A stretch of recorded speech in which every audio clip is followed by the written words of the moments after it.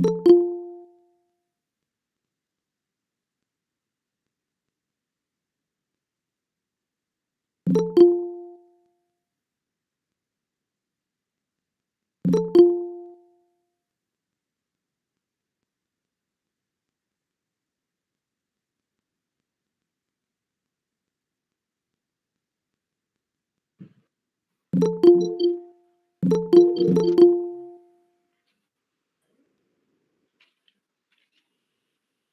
good morning to all, and a warm welcome to the webinar on National Education Policies sponsored by AICT, and it is being organized by Matha College of Technology.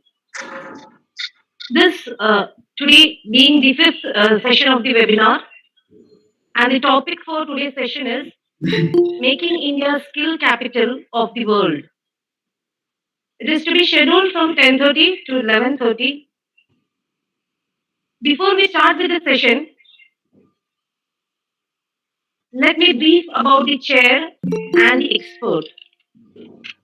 Today's session is being chaired by Sri Praveen Kumar, sir. Sri Praveen Kumar, sir, IAS, was assigned as the Special Secretary, Ministry of New Renewable Energy, and is also now being appointed as the Secretary, Minister of Skill Development and Entrepreneurship. And in addition, he is also being given the charge of Secretary, Department of School Education and Literacy. We feel privileged to have Sir as the chair of today's session. We welcome you, sir. Now, let me brief about the expert of today's session, Professor Sathan, who is from NIT Kurukshetra. Professor Sathan received his BTech, MTech, and PhD degree from NIT Kurukshetra, where he is being currently working as the professor in the Department of Electrical Engineering with overall teaching, research, and administrative experience. He has published more than 80 research articles in international, national journals and conferences of repute. He has served as the Dean for Students' Welfare and is currently serving as the Coordinator of Technical Education Quality Improvement Program, Phase 3 at NIT Kurukshetra.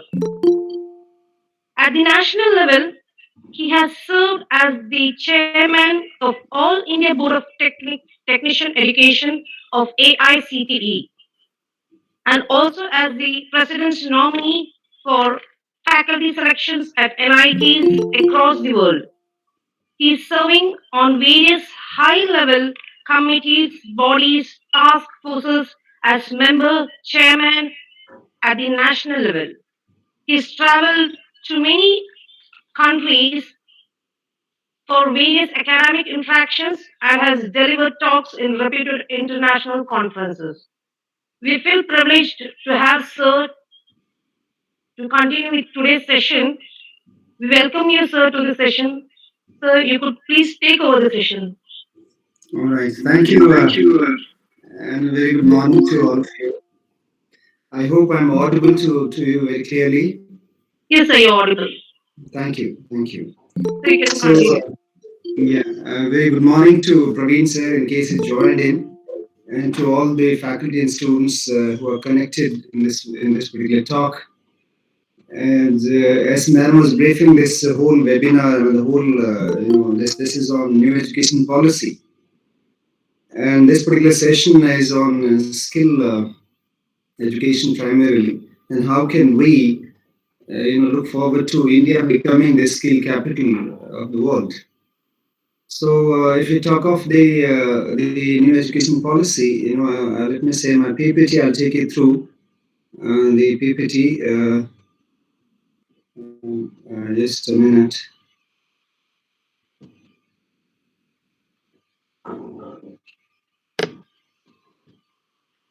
If you can please let me know whether the PPT is visible to you. Yes, it is visible. All right. Okay. Thank you. So when I was talking about the new education policy as such is a document which runs into maybe something around 60 plus pages. But then each page in itself is a document in the sense that a whole lot of things are there mentioned in different chapters under different sections. And so what I'll maybe before me also you might have been given certain insights into the new education policy as such. There are different dimensions of it. There are different tracks of this new education policy wherein we all need to work on. Skill education is one important track there in that, and there's a lot of emphasis given on skill education or skill development in the country in the times to come. So first, I'll in fact share with you the essence of a new education policy. There could be some overlapping with the earlier speakers. I'm not sure, what all they've talked about, but for sure there could be some overlapping, and I'm sure you can still appreciate the discussion. So let me start with the presentation.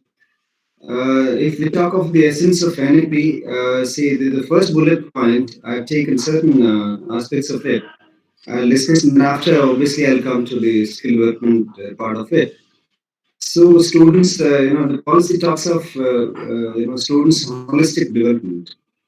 When we talk of holistic development of the student, that in a way means that if we can recognize, identify, and then eventually, make that student groom around that unique capability that a student has, right?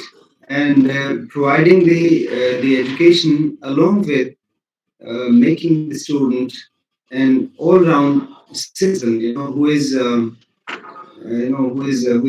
caring to the society, who is caring to the nature, who is caring to the very civic senses around, who is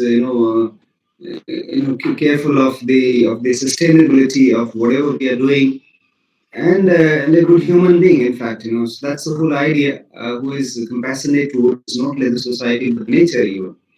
So and also if we can identify the natural talent or natural skill of a student right at a very early age. And the policy talks of introducing vocational education at standard 6 in the school level itself.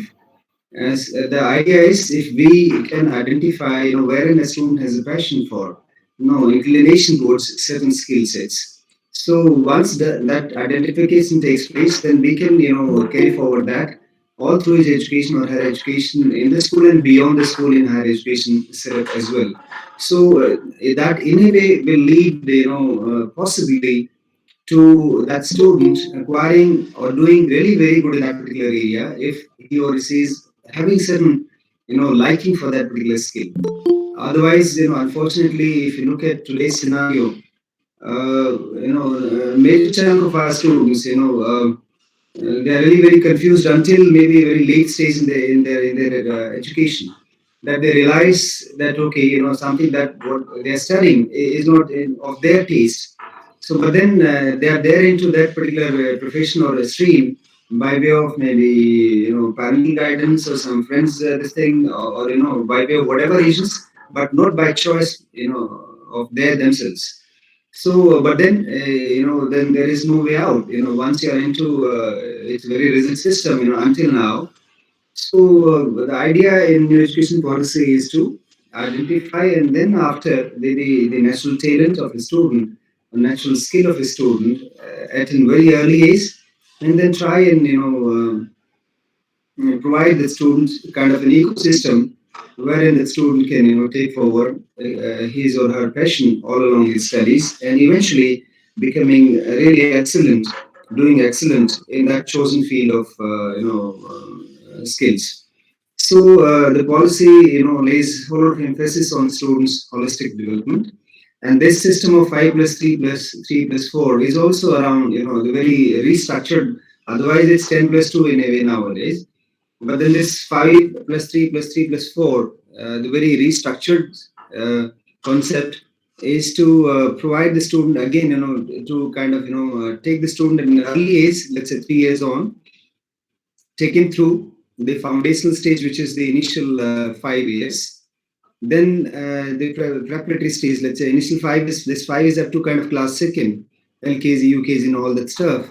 And then after, from class third to class fifth, it is another 3 years, which is preparatory or primary stage. Then the middle stage is for sixth, seventh, eighth class. That is another 3 years, and then after the secondary stage, which is 4 years up to plus two anyway. So and when you pick up a student right at 3 years, early childhood care.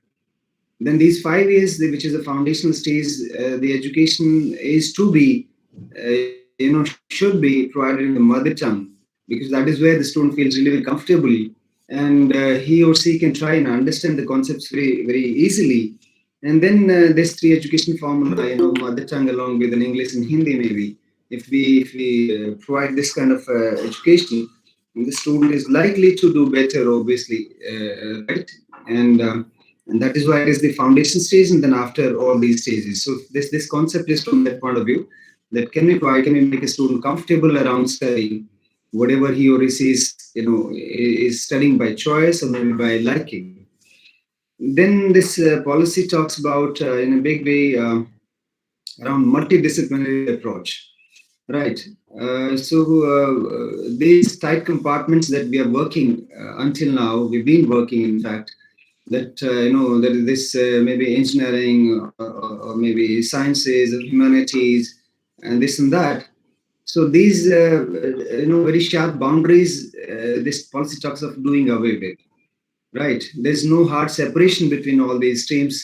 You can obviously pick up certain core area of your choice, but then there could be certain maybe a basket of courses that you need to study as a core course, for that particular profession that you're choosing.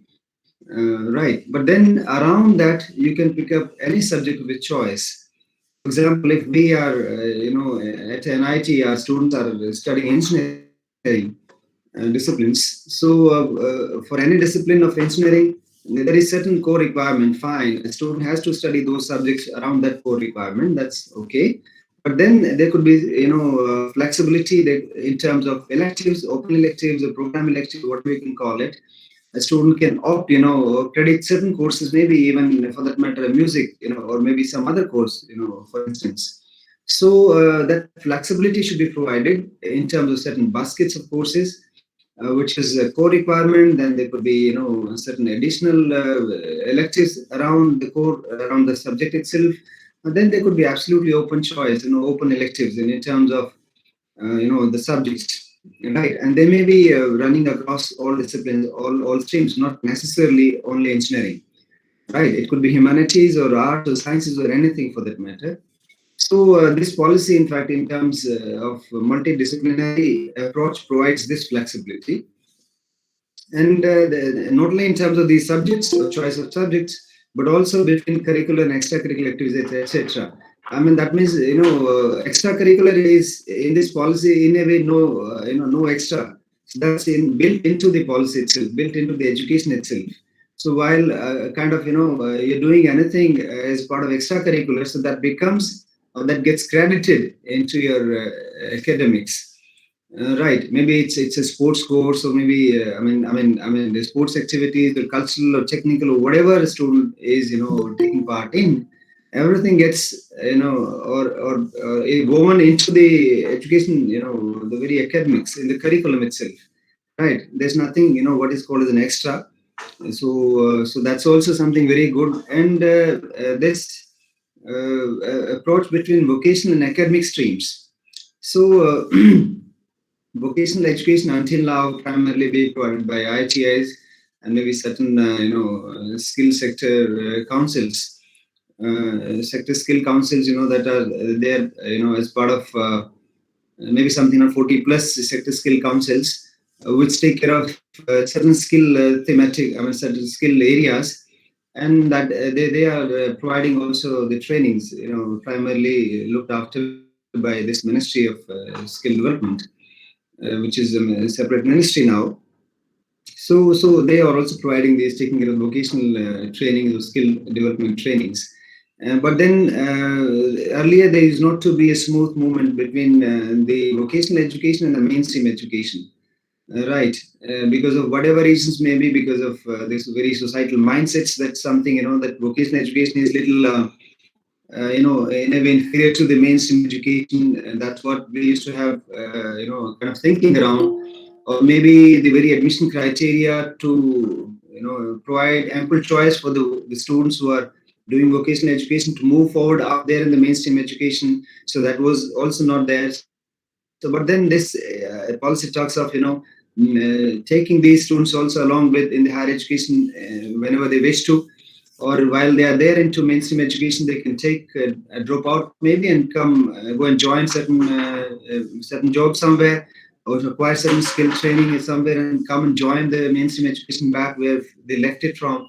So a whole lot of multidisciplinary in that sense is there in this policy. Then this policy talks a whole lot of discussion on emphasize the conceptual understanding. So this in a way is kind of to do away with the rote learning system, or kind of the kind of examination system that we do have today.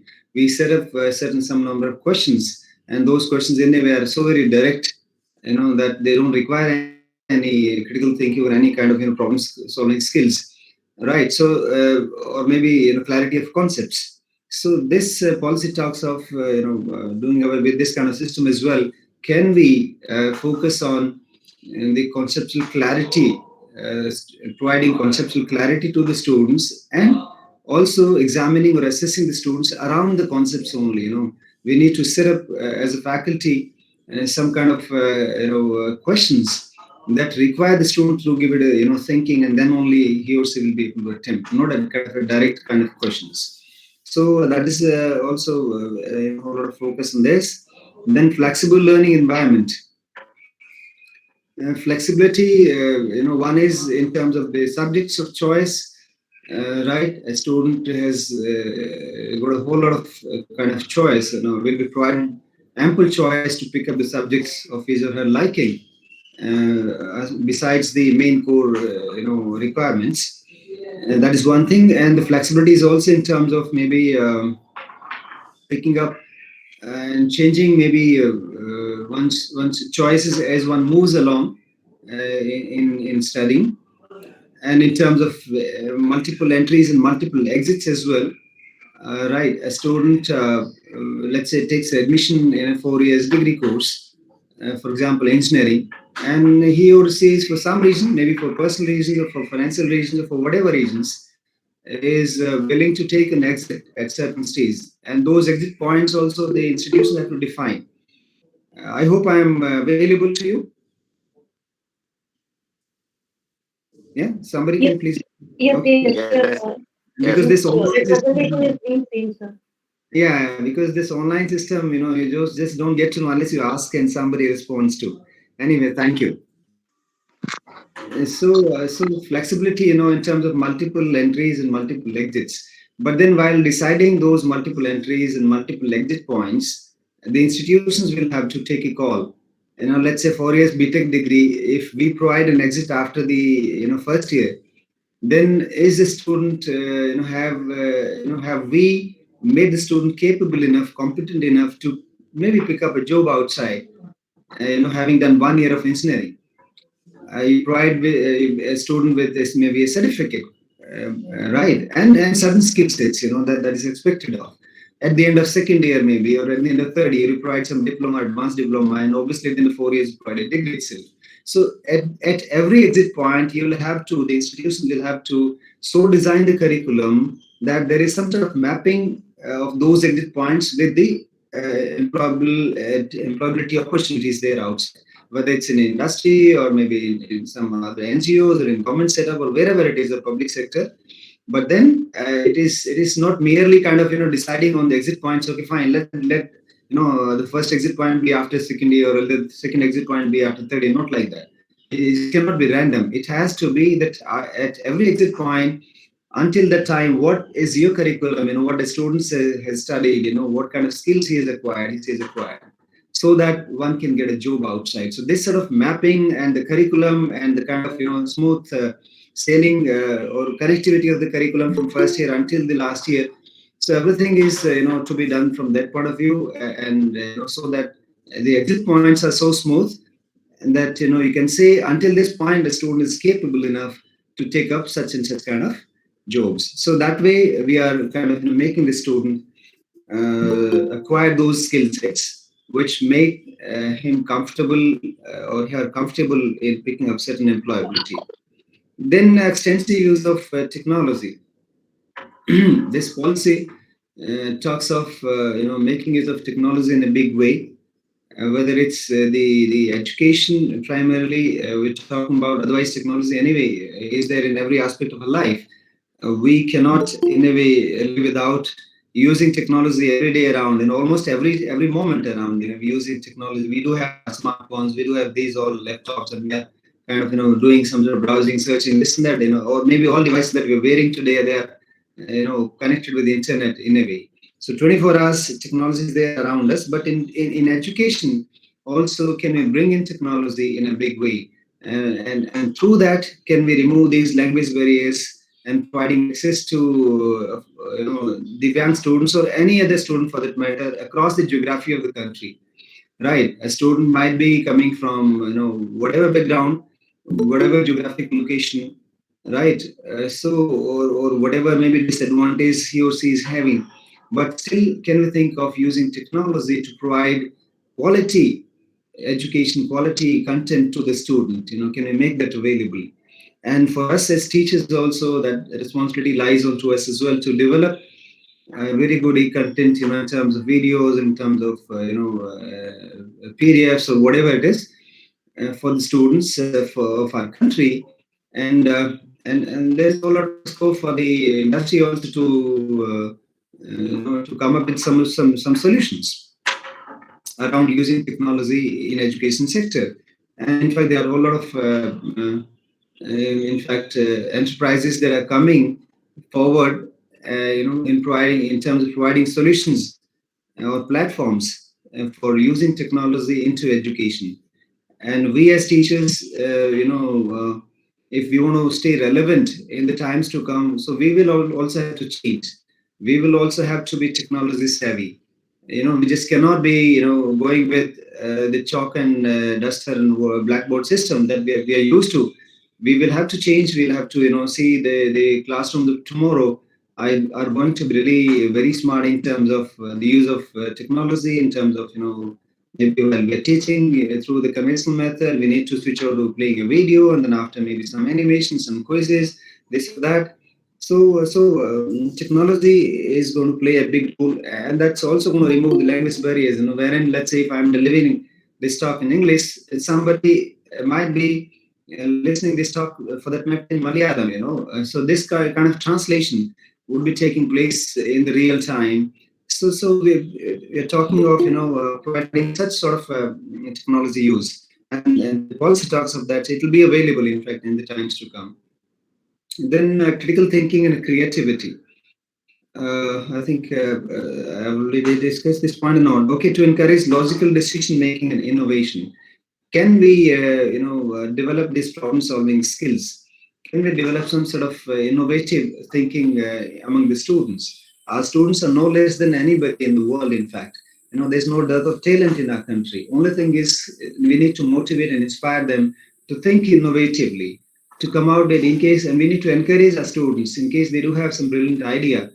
Right. Can we encourage that student, to go ahead with the prototype development to, further refine that particular idea? So as faculty, we need to do that, and this policy talks of that as well, and that we need to somehow, provide a platform, provide such kind of an education that encourages creativity, that encourages critical thinking among the students. Then respect for diversity and local context. That is where we talk of multilingualism, and this policy talks of providing the initial education in the mother tongue. That's what it is. Inclusion in curriculum, pedagogy, and policy.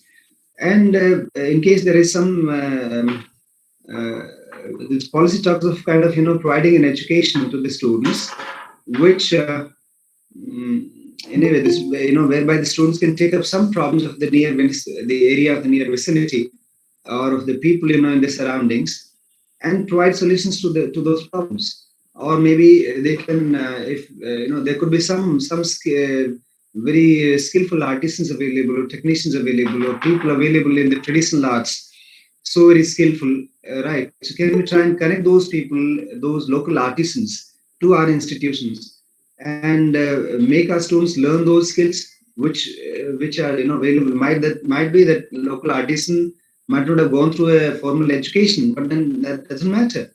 Yeah, till the time he or she is an expert around a particular skill, for example, right, playing certain musical instrument, or maybe doing some sort of weaving stuff, or whatever it is. So if there's a skill available in the near vicinity, we should try and connect that skilled person with our institutions, make our students, learn those skills by way of inviting that artisan to the institution, or else maybe by making our students also reach out to that particular artisan. So that's there in this policy, right? Then equity and inclusion in higher education, to make the education affordable to each and everyone. So the main focus this policy is having is to ensure that no child loses any opportunity to learn and excel because of the circumstances of birth or background. Right? You might have taken birth in anywhere in the country, or you might be having any kind of financial background. Your parents might be educated, might not be educated. So geographically also it could be in a very disadvantageous corner of the country. But then everything set aside, everything should not kind of make the student suffer, right, in terms of education. So this policy talks of using technology, around reaching out to such students, to provide the equity and inclusion in the higher education to everyone, right? And there's a special emphasis on socially and economically disadvantaged groups. In the entire document, you will find this word SEDZ, maybe mentioned quite a few number of times.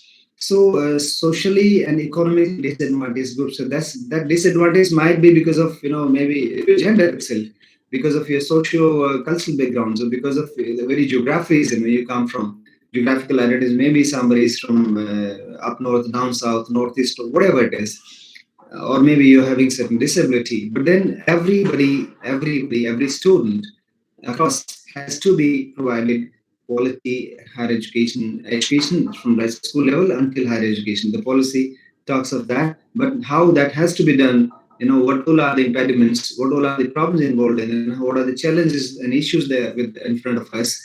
We as institutions will have to set up some task forces. We have to start thinking around.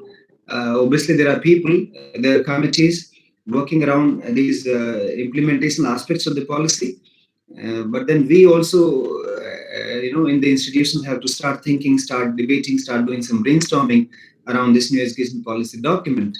And we can have our own recommendations. What can be done? There could be some good practices, some good suggestions coming through, and those kind of brainstorming sessions. So we should be doing that anyway. Then research, innovation, and rankings. The pillar point here is the establishment of NRF, National Research Foundation, which will be a single umbrella body that will take care of funding of the R&D projects. And also, this policy talks of pooling of resources, um, and using PG students into the research. Whatever, if we talk of a graduation degree, it could be 3 years or 4 years. But then the final year, then eventually, the PG degree would be of 1 year, 2 year accordingly. If it's 3 years UG, then it'll be 2 years PG, and if it's a 1 year, I'm sorry, 4 years UG, then it'll be 1 year PG.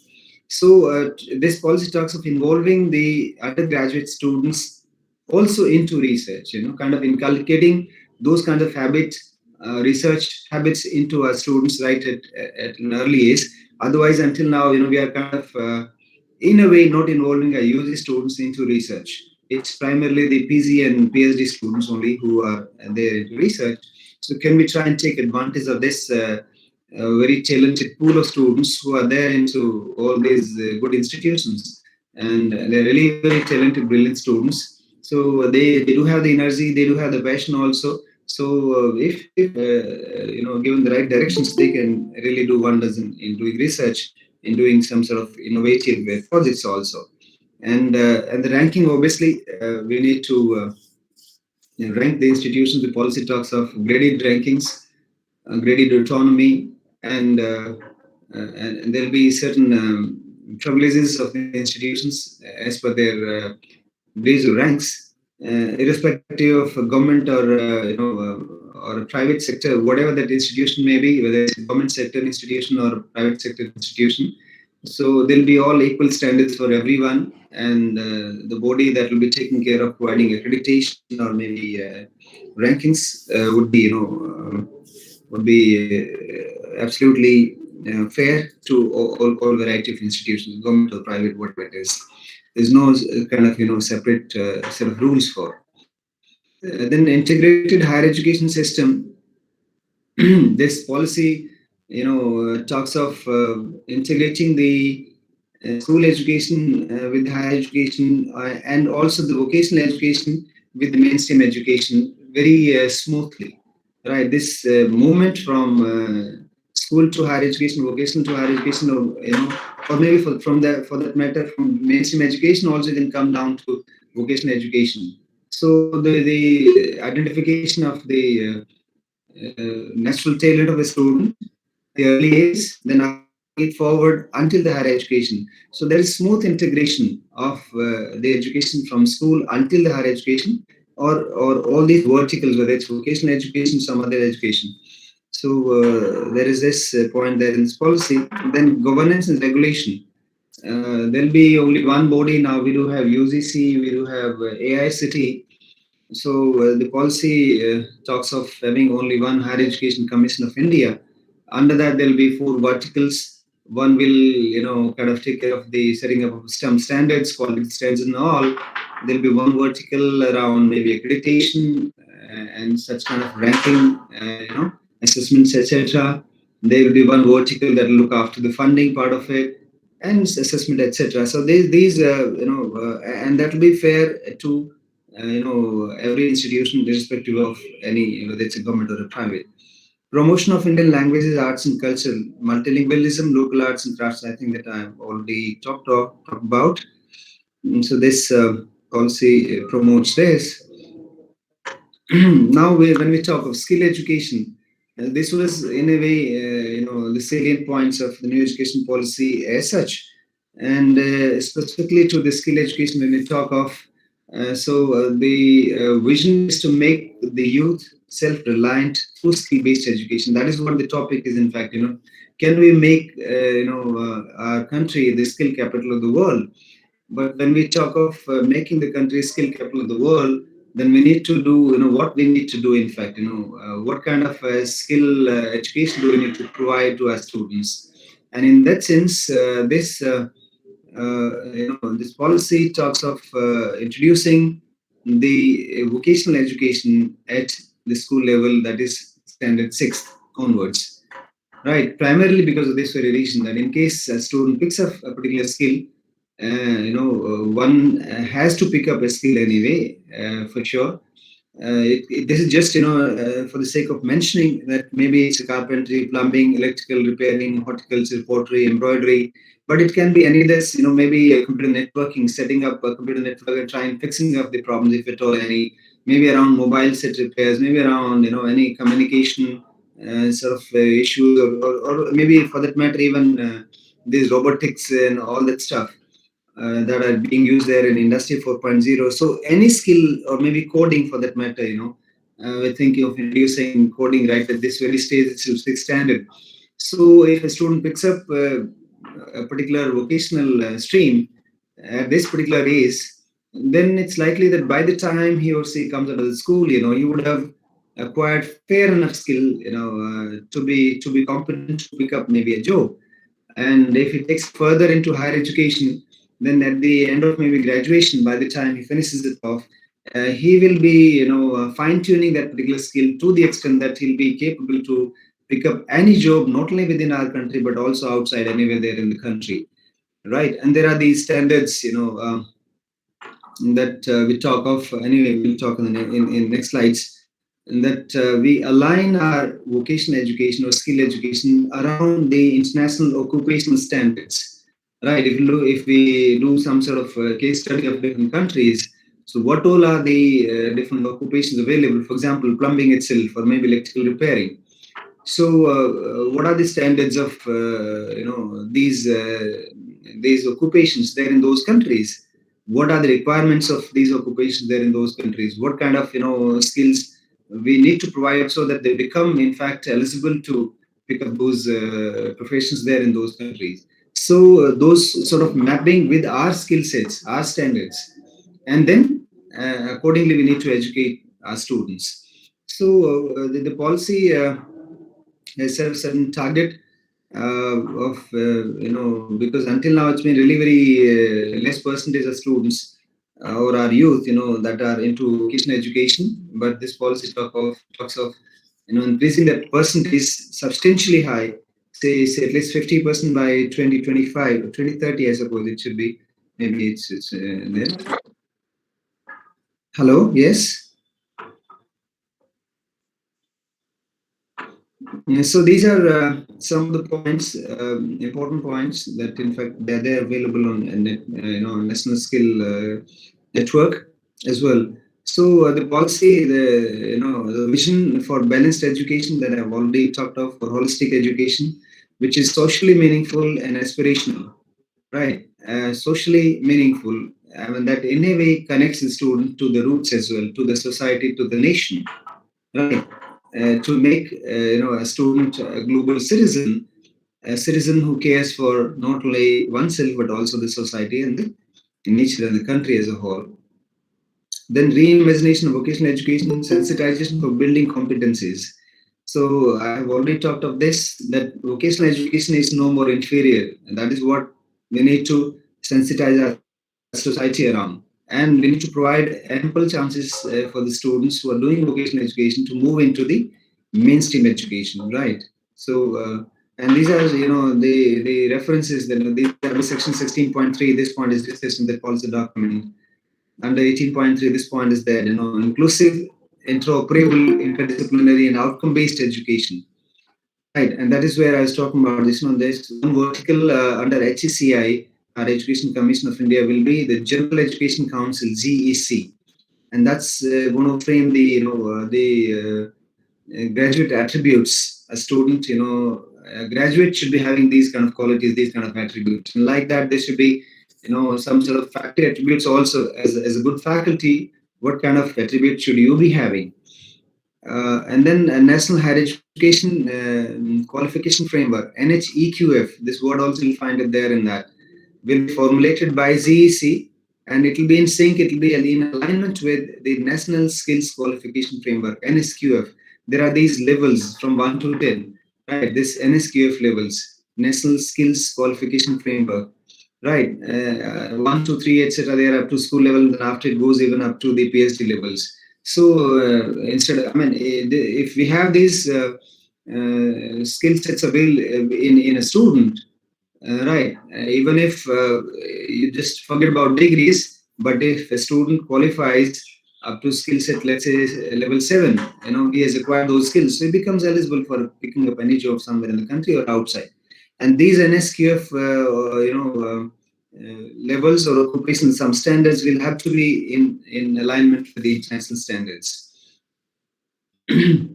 Then, for 21st century capacity building, what are the different choices available in terms of skills of 21st century? As the technology evolves, as the time evolves, a whole lot of dimensions they open up for our students. So we should be opening up. We should be kind of trying and revising our curriculums, or maybe the kind of vocational educational skill sets that we are providing, and we should be evolving at the time. It should not be static in a way that today what we are teaching to our students, so we should be teaching that very thing to our students for 10 years down the line. No, maybe after every 2 3 years we need to do rethinking and certain cosmetic touches or certain maybe overhauling, whatever is required, need based we should be trying, and it can be in any stream for that matter, whether it's arts or humanities or sciences or professional, technical, whatever it is, right?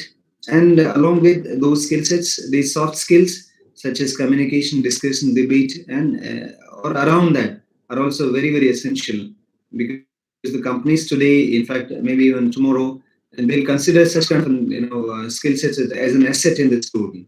In case the student is really very good in studies, he or she has very good conceptual clarity and understanding of the subjects.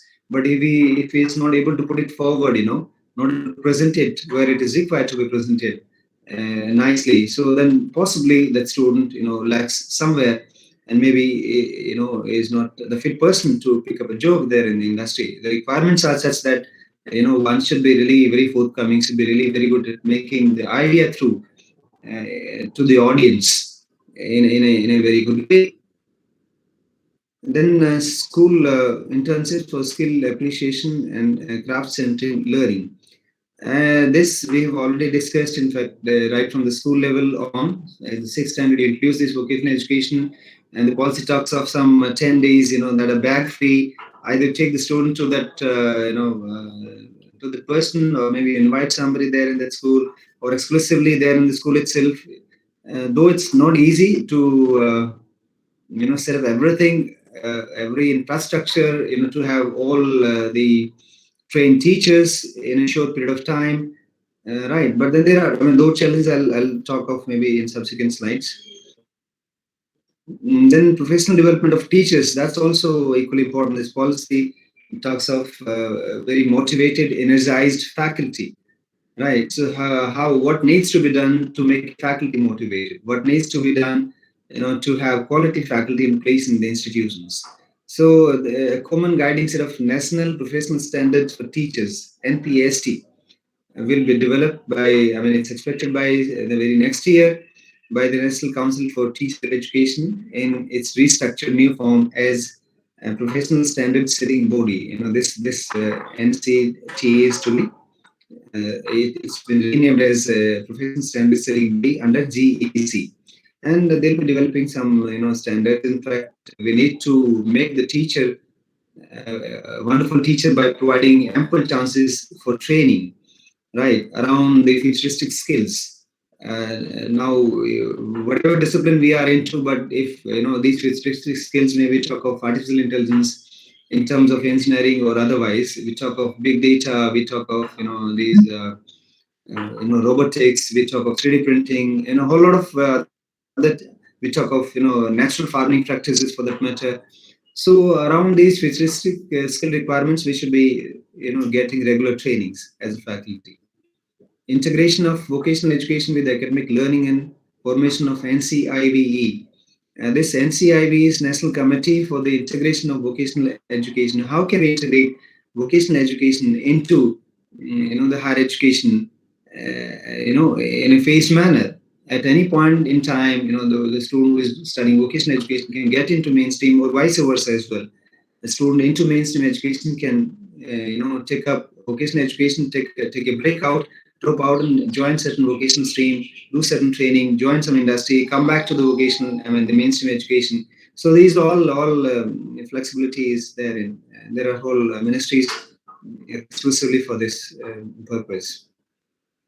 Job market orientation with multiple, I think that is what we've already talked of. Maintain multiple exit options. This 3 or 4 years duration BTech degree, whatever degree it is. The last year would be around research primarily. Then recognition of prior learning, and yes, an alignment with the international standards. That's what I was talking about. And so even if there's somebody who is so skillful around certain skill, even if he or she has not undergone any formal education, can we kind of certify that? Can we endorse his skill through certain certification, so that the person can go out and acquire certain employment somewhere? So recognition of prior learning is to be taken care of, right? And that person then becomes eligible to go and acquire any job anywhere. So national skills qualification framework will be detailed further for each discipline, and that is around this NSQF only there are these sector skill councils. 40 plus sector skill councils in different skill sets all over India under the Ministry of Skill Development, and they are taking care of certifying people acquiring these skills and providing skills as well, and they are providing a certain certificate or diploma to the students around certain skills, and they are throughout the country. There are certain centers set up for that purpose. So the skill, the prior learning, if at all we do have some local artisans available, and then that needs to be aligned with the international occupational standards that are maintained by the International Labour Organization. So that's what it needs to be done, and in case we can kind of provide this sort of endorsement or certification for prior learning or already skilled people, so that will help them to acquire jobs outside or even in our country. Then technological development and student entrepreneurship. Also, we need to build this culture of among the students of and that starting up of some startups, or they can open up their own ventures, right, around certain innovative idea. This culture hasn't been there until recently, but yes, today we are really glad that in our country also there are a whole lot of number of startups coming up. Just that that culture needs to be nurtured. So that is there. Right. So quickly, I'll talk of what are the challenges and issues when we talk of introducing the skill education at the school level, or vocational education at the school level. Can we think of setting up everything in place, right, in terms of the infrastructure and also in terms of the trained manpower? That, in fact, is a huge task to have things in place in terms of trained manpower and infrastructure. Leave aside the government schools, even in private sector schools also, to have everything in place for providing this vocational education around different streams, it's not easy. So that is where we need to kind of work in that hub and spoke model, wherein if let's say there are some institutions, higher level education institutions, they can connect or they can adopt these schools. Maybe let's say as an IT Kurukshetra, can we adopt some 15-20 schools of this city? They can connect and they can come to our campus maybe on weekends or maybe in the evenings or maybe some other timings and during summer vacations. And they can learn because we do have the infrastructure in place to provide some skills. And maybe there could be some polytechnics or ITI. So this sort of linking has to take place initially, and then eventually, maybe some 10 years down the line, 5 years down the line, these schools can also have their infrastructure in place. But instead of having these infrastructure duplicated in every school for that matter, can we have some sort of exclusive centers and connectivity with the higher education institutions? That is what needs to be done, and create a database of local skilled artisans, traditional knowledge available in the near vicinity, and try to connect those people with our institutions. Skill development centers, at higher education institutions like IITs and ITs and the industry, or MSME in the near vicinity. And those centers will be the clusters, and they'll be connecting with different schools and polytechnics and ITIs for that matter. And in that way, we can work around. And the skill, could be for that matter, let's say renewable energy, sector. Renewable energy sector is the sector that in fact is coming up in a big way, right? For sustainability, primarily, we started focusing the world over. In fact, people started focusing on renewable energy, right? Whether it's PV or a wind or a biogas or whatever it is. And this sector is likely to provide more number of jobs to the students rather than even your, for that matter, your oil sector or maybe coal sector, etc. Right? So they'll phase out, and this will pick up. And 20, 30 years down the line, we expect the whole world will be powered through renewables only. So this sector we can think of, providing our students some skills around this. Cybersecurity and computer networking is another area. Defense sector, primarily in our own country, we still do import a lot of technologies from outside. So can we provide some, skills to our students around this? Mining sector, national farm practices, fine arts. So there could be a whole lot of areas, that we need to find, identify, and then set up the infrastructure, required infrastructure, and the trained manpower, and provide training to our students. And right, so that they become really very competent around, and they can pick up the jobs no anywhere in the world. So clusters with the state of art facilities region wise for training the trainers, or because the trainer, if the trainer is not truly trained around, so what kind of training he'll provide to the students? So we need to have, what is called as maybe the champion trainers, the master trainers, who are really very good at certain skills, and for training those teachers, we need to set up certain centers of excellence or clusters in that sense in every part of the country. Use of the online mode to make available the vocational training modules. We could be using online mode as well to provide these training modules to the students and teachers. And this slide talks about primarily about the percentage of to the vocational education. Until now, it's been really very low, less than 30%. Whereas in countries like US, it's 52%, around Germany, South Korea, it's around as high as 96%. So we need to do, some sort of brainstorming, how can we increase this percentage to the vocational education training as part of apprenticeship, as while along with work also continuing, vocational education along with employment, formal or non-formal, whichever way, in alignment of Indian standards with the international standard classification or occupation maintained by international organizations. So that way, skill has to be developed. Thoughts around sector skills, that's what I was talking about. No improvement or progress in education, whereas the industry has evolved at a rapid pace, thereby a mismatch. In case we need to, keep pace with the time, we need to, kind of revive, we need to kind of, revise and revisit our training modules, available. Need for increasing connect with the industry, obviously, yes. Mapping of NSQ of levels to skilling and equivalence to the classes, not only for within our country, but also, for those standards that are there in world over. Lifelong learning a must, especially in skilling field. We also as teachers, will stay irrelevant in case we don't update ourselves. Almost on daily basis in a way, right? Because what we are teaching today, maybe 5 years down the line or maybe 1 year down the line, we need to have certain reorientation. Need for integration of skill sector with the mainstream education, and that's all we talked about. Tweaking of existing degree to match with that of national occupational standards. Right. So what we are teaching today, and we need to align that, around national occupational standards or international standards also for that matter. In case we want to make our country the skill capital of the world. Need for strengthening of sector skill councils with emphasis on connect with industries. Need for transparent mechanism for evaluation and assessment of skills. That's very, very essential point number 8. Because in our country, we're really very, I don't know, I mean, infamous for that matter. We, even if we have not, picked up a steering of a vehicle, anytime around we can get a driving license. Today might not be the case.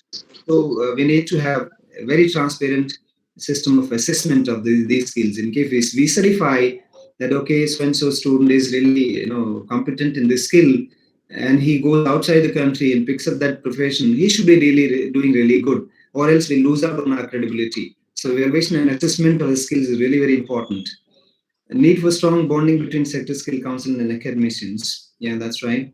And then in the age group of 18 to 23 in India, approximately 30% are in education, another 30% in jobs, and 20% in search of jobs, and the balance 20% is NEET. No education, no employment, and no training. And that is where we need to target these people also. I mean, these are primarily the dropout people.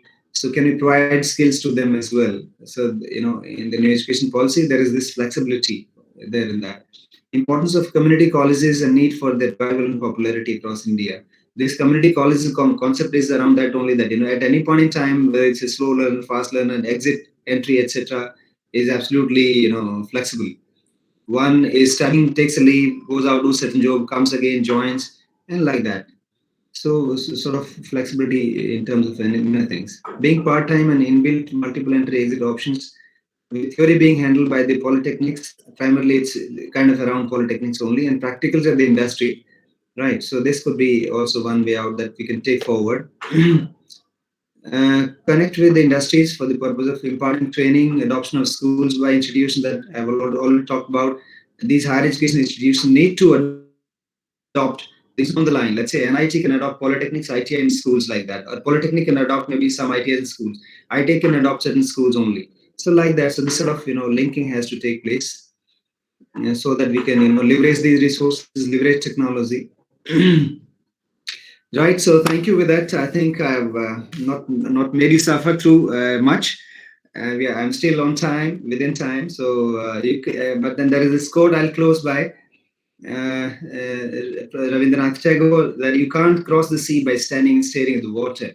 We need to take certain concrete actions. So let's take the first step first.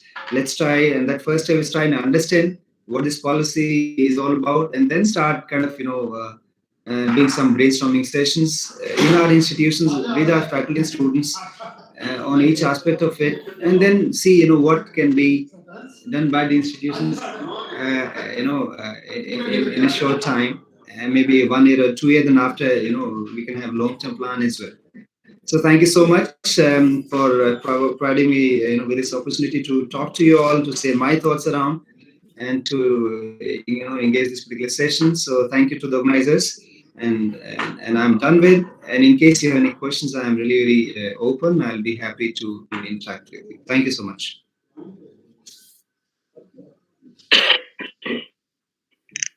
Okay, thank you, sir. Can we have this for an open session, just 2 minutes, if Yeah, anyone sure. Yeah, any yeah, clarification or any more ideas about these skills development, you can just go forward with it. yeah, yeah. Anyone?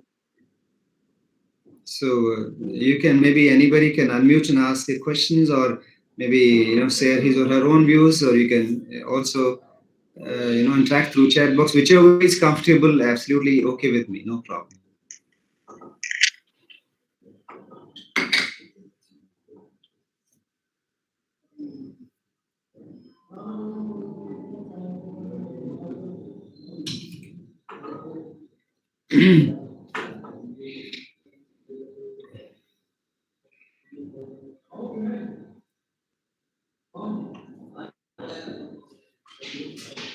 Yes, please.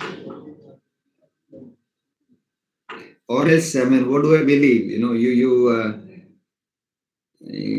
Could get something out of it or not, I'm not sure. But I did try to kind of put the thought through, right? And I'm sure from every talk there are always some takeaways. There is there's always some thread that you can pick up and maybe try and build it further.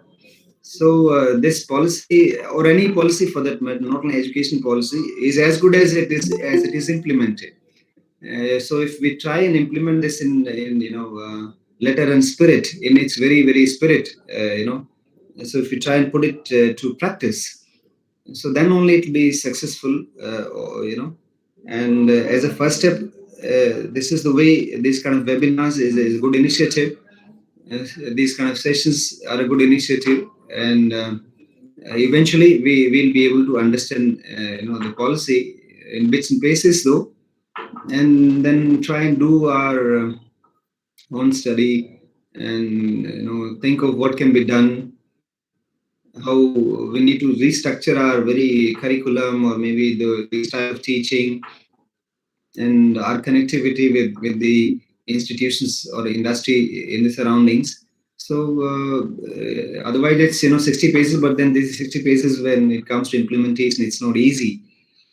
So this is the first step that you are doing, organizing such webinars, and let's all study this further, and let's all try and understand and set up certain task forces at the institutions level, and then possibly come out with some document, and then some concrete steps, what action is to be taken, by whom it is to be taken, whether it's by the head of the institution or principal or HODs, or maybe then what are the timelines, by what time what needs to be done, curriculum if at all needs to be revised, or these multiple entry exits if at all to be thought of, or connectivity with industry or with other things to be thought of.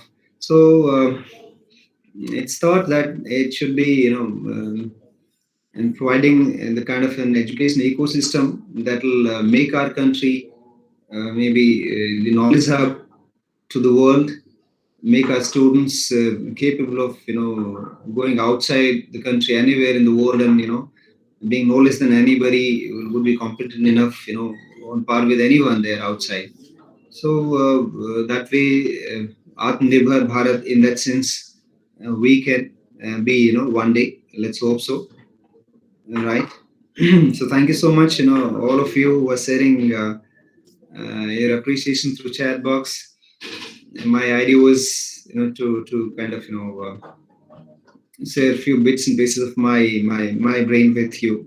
My study, or so to say, around NAP.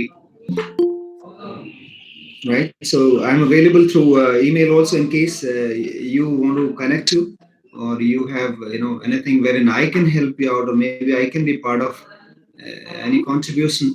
So I'll be really very glad and happy to. Right. So in case there's no question, so I think we can. I close this session and I can take leave. Okay, thank you, sir. So your talk is very informative regarding the skill capital of the world. Actually, in today's scenario, this is a very important theme which had to be introduced to many of the our participants. It is being introduced to many of the participants who have attended this webinar.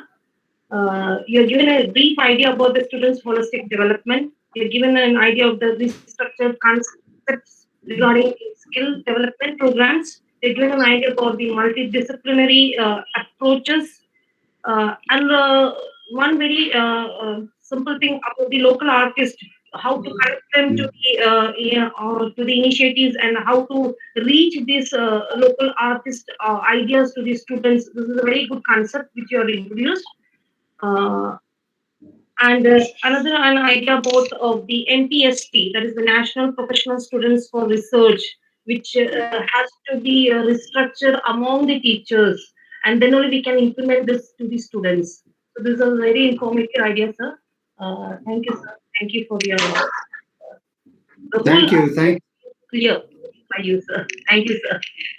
Thank you so much. Thank you, everybody. God bless you. Take care. Stay safe and stay happy. Thank you. Bye. Okay, thank you all who attended this webinar. We'll have the last session, that is the sixth session at in the afternoon at 2 p.m. Thank you all.